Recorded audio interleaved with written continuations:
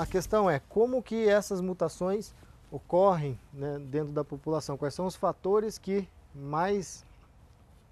influenciam para que haja então a mutação na população e ela passe de ser sensível, né, no seu estado natural e passe então a ter a maioria dos seus indivíduos então menos sensíveis ao grupo da estrubirulina. Então os principais fatores de seleção que hoje nós temos dentro, né, do controle de ferrugem da soja, sem dúvida nenhuma o primeiro,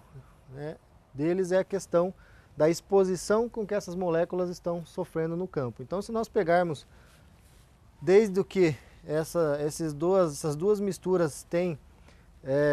foram lançadas no mercado e fazemos a conta de quantos milhões de hectares elas já trataram, elas já controlaram de ferrugem, sem dúvida nenhuma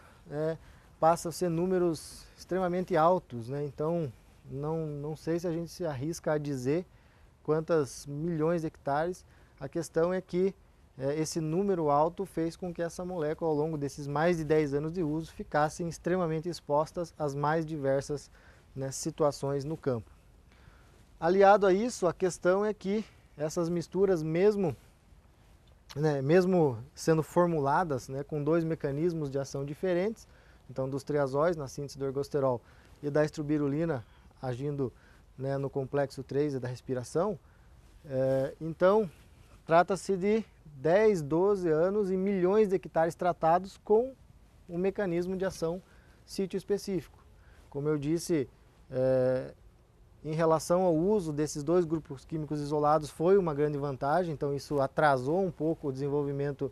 né, dessa mutação, mas o fato é que foram 10 anos ou mais de, né, exposição desses mecanismos no campo. Então isso fez com que naturalmente, né, a pressão de seleção exercida forçasse então a ocorrência, né, dessas mutações. O terceiro ponto é a questão, né, de aplicações tardias e curativas. Então, infelizmente essa é uma prática que quando se fala do mercado de soja ela é bastante comum.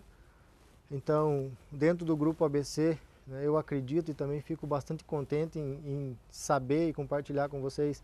de que nós manejamos de uma maneira um pouco diferente, onde a gente preconiza que o sucesso do controle de ferrugem, né, ele começa com a detecção precoce dos sintomas regionais, né, os primeiros focos regionais, e aí praticamente todo mundo que está dentro dessa região, todos os agricultores, fazem as suas aplicações no momento ideal para o funcionamento dos fungicidas, ou seja, preventivamente. Então, né, a questão é que o mercado se comporta de maneira diferente. O perfil do agricultor hoje é aplicar o mais tarde possível no ciclo e com o maior intervalo possível, visando uma redução então no número de aplicações e também no custo envolvido com isso. A questão é que essa modalidade de aplicação ela tende a ser ela tende a exercer uma pressão muito grande tanto sobre a população de fungos como também, né, ao fungicida que está sendo usado nessa condição. Então, em se tratando de condição, né, isso aqui seria também, somado aos fatores anteriores, um fator bastante importante. E, por último, mas não menos importante, a questão, né, do uso, né, de subdoses. Então, é muito comum também o mercado de maneira geral, o agricultor de maneira geral, às vezes opta por um produto que tem um valor de mercado um pouco maior do que os demais e ele acaba baixando dose para tentar viabilizar o custo. Então não poderia haver uma maneira pior de selecionar uma população de fungos senão o uso da subdose. Então infelizmente fatores como esses são bastante comuns no mercado de soja e também, né, tem um peso bastante grande em relação ao que a gente vê hoje como realidade atual. E aí vem a grande pergunta, né? Uma vez que esse cenário que a gente desenhou, ele é bastante delicado e mostra, né, a dificuldade das atuais ferramentas em performar bem e nos entregar bons controles de ferrugem, principalmente quando comparados talvez há 5 anos atrás no máximo, vem a questão, né? Como é que nós vamos resolver e como é que nós vamos nos posicionar, né, para manter essas ferramentas e principalmente agora voltando aqui na nossa linha do tempo, né, uma vez que a gente já desenhou o cenário atual, para principalmente trabalhar a favor, né, da manutenção da performance das carboxamidas. E aí, pensando em futuro, né, não só no próximo ano, nos próximos 2 anos, com o cenário da carboxamida, mas também a questão, né, e lá em 2025, e lá em 2035, como é que nós vamos estar com essas ferramentas se nós não tomar uma postura hoje que venha, né, a defender a performance delas no campo. Então, mesmo as maiores empresas de inovação nesse momento não sinalizam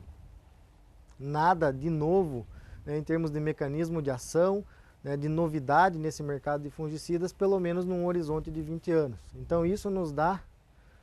a missão, né, o desafio, a responsabilidade de elaborar estratégias que venham então a somar com tudo isso que a gente já vem fazendo e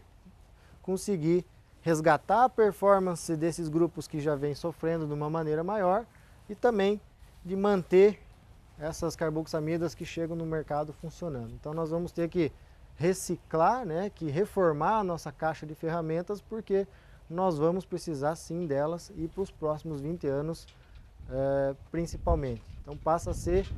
né, uma questão vital, né, de total importância para a manutenção, né, da produtividade de soja, para o acréscimo de produtividade de soja e também para a longevidade do negócio, não só do Grupo ABC, mas também da soja brasileira.